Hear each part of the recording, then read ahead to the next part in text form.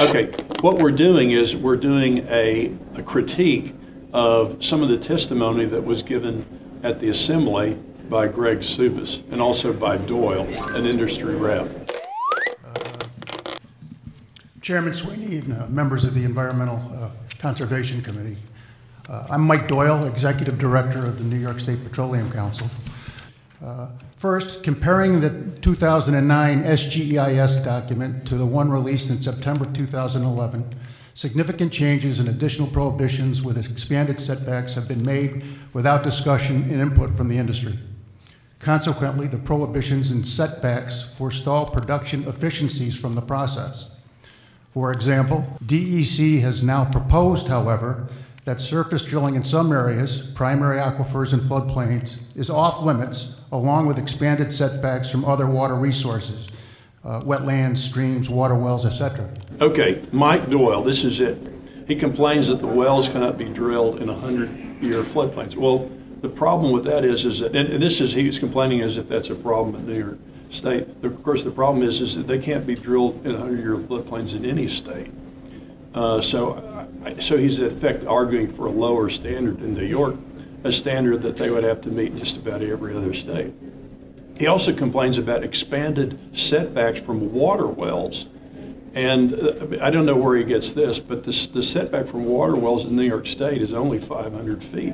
That's already less than what the setback would be in most western states. In fact, it's 100 feet less than what it is in the city of Fort Worth.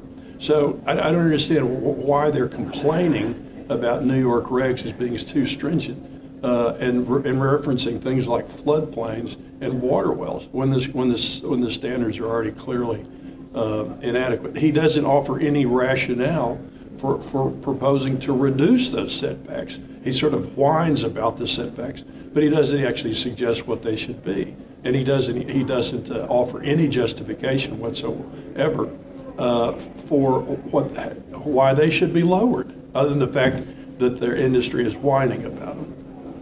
And so I just discount all that testimony.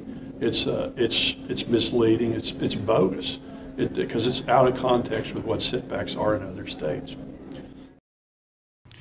DEC initially stated that 85% of the land in the state would still be available for surface drilling.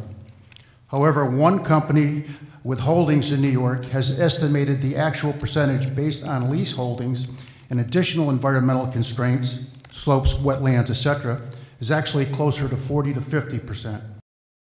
Doyle mentions some apocryphal calculation about what percentage of land in upstate would be subject to fracking, all the while complaining about the setbacks from a water well, from floodplains, from aquifers. Okay, how about this? Why not start with the regulations in other states as a benchmark? How about 1,500 feet from a water well in the town of Flower Mound instead of 500 feet in New York? How about a setback of 1/4 of a mile from a house in Woodland, Texas instead of 100 feet in New York? How about a setback of 750 feet from a pond in Santa Fe County, New Mexico instead of 0 in New York? How about a mile from a state park in Utah instead of 0 in New York? Or 1,000 feet from a trout stream in Santa Fe County instead of 150 feet in New York? What does that do to your calculations, Doyle? What does that leave you if the regulations in New York were as good as they are in other states? Here's a suggestion. If you don't like the regulations in New York, leave the state. Go somewhere where the regulations are tougher, which would be just about anywhere else. You promised me